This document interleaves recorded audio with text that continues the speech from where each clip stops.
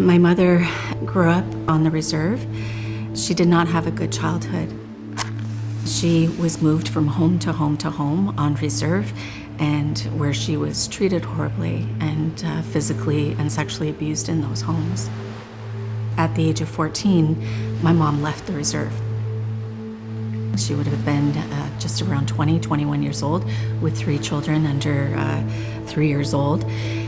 Over time, her children were placed in foster care. And my mother was never able to get my siblings out of foster care.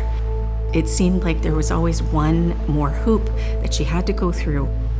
I remember, though, when I was at 6 or 8, thinking, this isn't fair. So that's what led me to become a social worker. Child and Family Services, and in particular child welfare, has been a problem for First Nations forever. In the 90s, a group of 7 First Nations were negotiating a self-government agreement.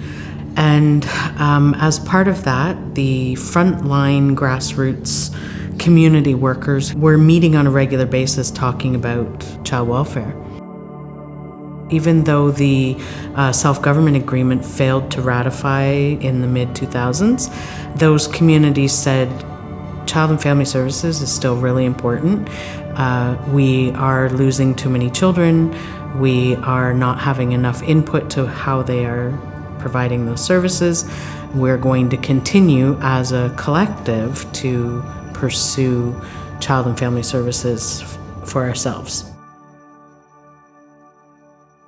I left the mainstream system because I didn't like how they were doing things. There's fear, right? Fear, are we going to take their children? Are we doing all the things that we say we're going to do? Because I learned in another system that there's not a lot of follow through. When I introduce myself as a family helper, you can see the color come back to the face, I guess, right? Because it's not just another worker in the home. So we talk about what needs to be worked on. What are their needs? What can I help them with? But I do everything with an open mind and an open heart, and I leave my judgment at the door. It's not my place to judge, it's my place to help. We always say that we are who we serve. So we have an 80% Indigenous or affiliated to Indigenous staff. We have several ally staff as well, and our ally staff are carefully chosen for their commitment to our service model, our values, our mission and vision. One of the first things that we did was to create mandatory training for all of our staff. What we were wanting to create and develop was Indigenous holistic practice. That's for our finance folks, property management, frontline staff, our team admins, everybody has that same foundational knowledge of Indigenous holistic practice.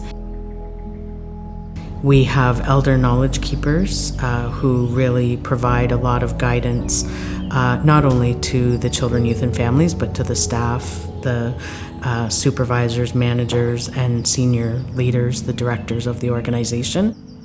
They are the foundation of everything that we do. They provide the teachings and the knowledge that many of us didn't have the advantage of growing up with.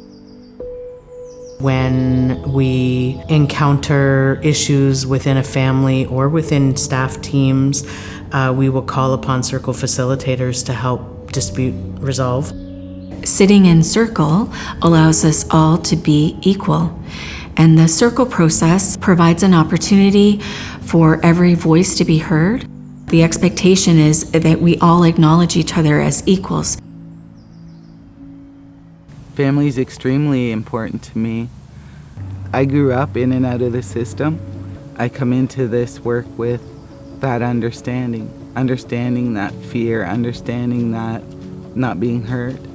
I like helping them find their voice their needs, their opinions, their thoughts. Success for me would be that any child, youth, or family would experience our services in a way that they felt valued and that they leave the service knowing that they are better off for it. I want people to understand that we have an amazing organization.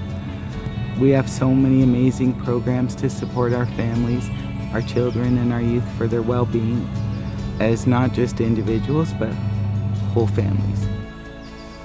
Success in the short term is being able to develop and provide those services that our children, youth, and families need.